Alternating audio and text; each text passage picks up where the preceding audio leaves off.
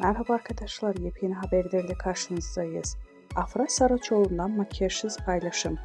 Kısa süre önce ekranlara veda eden Yalı Çapkını dizisinde Seyran karakterini canlandıran Afra Saraçoğlu, sosyal medya paylaşımlarıyla da adından söz ettiriyor.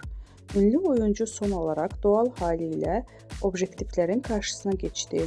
Afra Saraçoğlu oyunculuk performansı olduğu kadar sosyal medya paylaşımlarıyla gündeme geliyor. Ünlü oyuncu son paylaşımda doğal halini gözler önüne serdi. Sosyal medyada Afra Saraçoğlu'nun makyajsız hali büyük ilgi gördü. Öte yandan Paris Moda Haftası'nda konuk olan Afra Saraçoğlu son olarak davetli olduğu Miami'deki etkinlikte boy göstermişti.